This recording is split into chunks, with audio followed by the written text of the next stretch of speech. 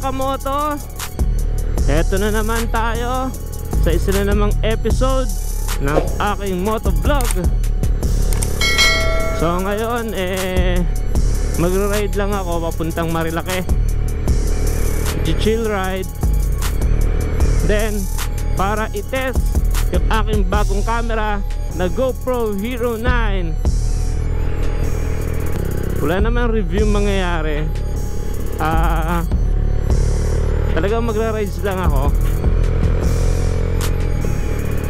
Mag-chill para magpa-picture kay OBR at sa iba pang mga taga-pitek dun sa taas, no? Mga tinatawag nilang maniniyot sa taas. So sana makapasok tayo para ma-picturean naman tayo. Sabi naman nila wala naman na daw checkpoint. Doon na lang daw sa pinakataas ang checkpoint. So ayun, tingin ko makapasok tayo hanggang Palo Alto.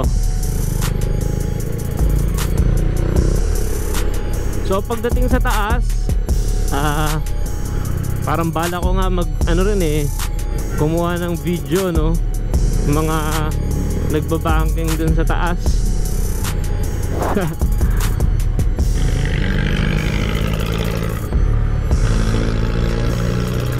Sabi kasi mga 5:30 ako lalarga. Naisip ko wala naman akong kasama, no? Wala naman maghihintay sa akin. Kaya okay lang kahit malate. Ako lang naman mag-isa. Wala maghihintay. Yun, kaya alas 6 na ako nakaalis.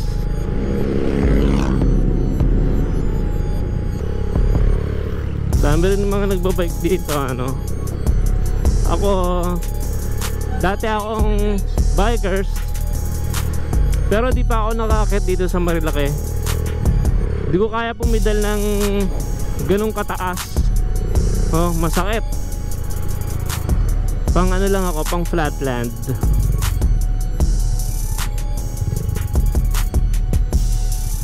Matinding practice yan Oh, ganda. Ducati Scrambler. So dito sa Marilake, no, madalas din dito umaakyat yung mga big bikes, no. Hindi lang mga low displacement ang umaakyat dito para mag-banking. May mga big bikes din dito, mga high displacement, mga highway legal. So sa expressway kasi walang twisties o walang mga kurbada masyado. Dire-diretso lang, kaya syempre di sila masyado nag-i-enjoy, lalo yung mga big bike, no? Kasi dire-diretso lang Syempre iba gusto nga bumangking. Kasi kung pupunta kayo dun sa page ng mga maniniyot ng Marilake, marami silang mga picture ng big bikes. Eto na, malapit na tayo sa mga twisties ng Marilake.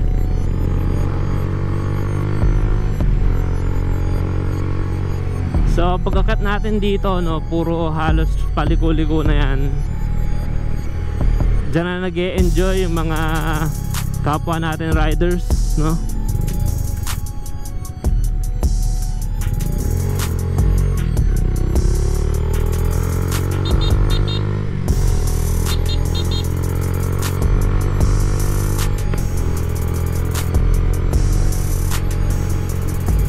So pinaka max speed ko dito sa motor ko, no, ano lang, 80.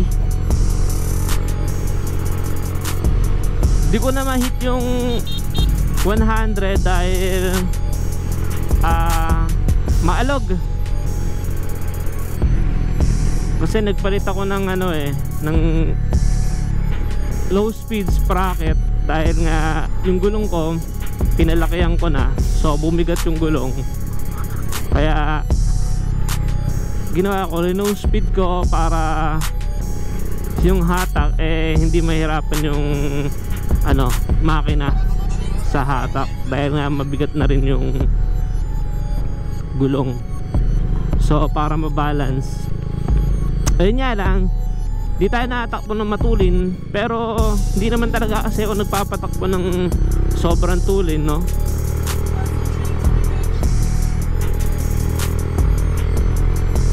Pang lang tayo pang chill lang.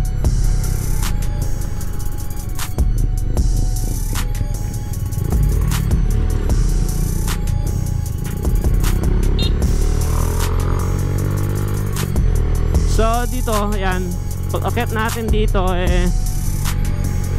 malapit na tayo sa mga twisties o yung mga bangkingan na spot, no?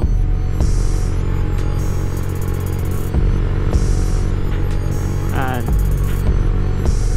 Sana nandito yung mga maniniyot para ma-picture naman ako. Matagal na rin yung huling picture ko, October pa ata. Kasi naghigpit dito kaya hindi na makaakyat.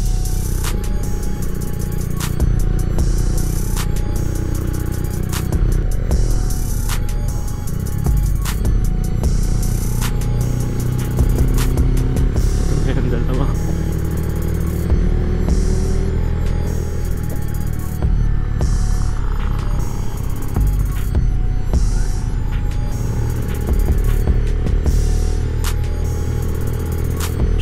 Ducati Scrambler.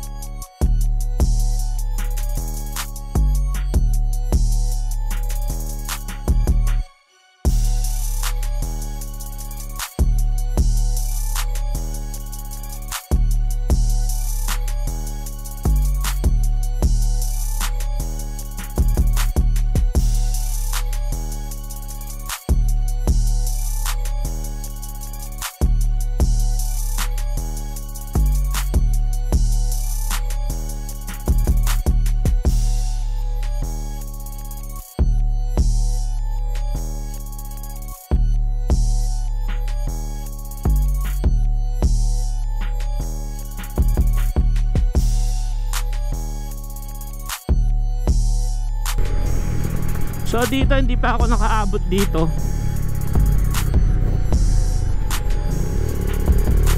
So di pa ako nakakaabot dito, no. Ngayon pala ako nakapasok dito. Dito na ata may checkpoint. Ewan lang kung makapasok tayo.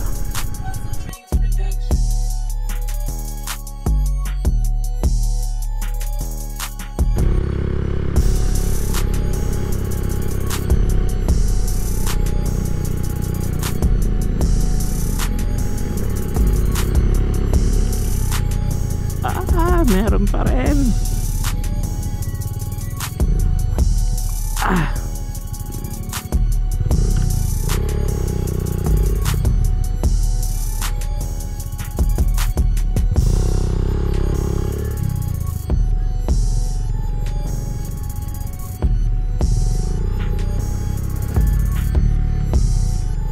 Meron pa rin checkpoint. Dapat talaga maaga.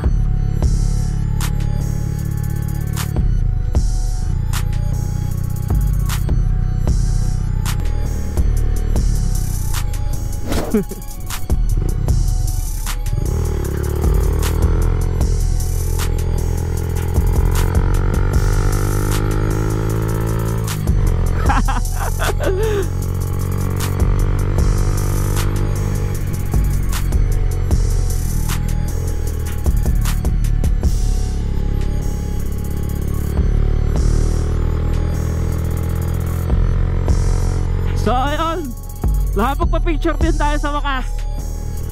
Yun ang tanging goal natin ngayon sa pag-akyat dito sa Marilake, no? Ay yung pag-picture ng mga sikat na mga maniniyot dyan. So eto, nakababa na ako. Bali, papunta na ako sa trabaho, ano. Bali, nag-ano lang kasi tayo, nag-chill ride bago pumasok para i-break in yung aking bagong camera na GoPro Hero 9, saka ang aking bagong gulong. So yun, enjoy naman kahit mag-isa lang, ano. Saka tingin ko nakuha na naman tayo ng mga maniniyot dun sa Marilake. So siguro sa mga susunod na araw or susunod na linggo, pepesto din ako dun sa pinipwestohan nila. Kasi mukhang dun yung magandang pwesto kung saan makakakuha tayo ng magandang clip, no? Video clip para i-compile natin, then popost natin sa YouTube para makita nila kung gaano sila kagaling bumangking. Yun naman yung gusto nila, kumbaga syempre nag-i-enjoy lang din sila. Doon na sila nagbabangking. Yun. So minsan may na-aksidente, syempre nagkakamali. Ang problema nga lang, syempre public highway yon. Minsan may nadadamay. No, yun nga lang. So ingat-ingat lang sa pagbabangking. Kapag hindi pa kaya, no, wag subukan. Yun lang. Tulad ko, di naman ako nagbabangking talaga. Sa mini banking lang, tamang ano, tamang baba lang, no.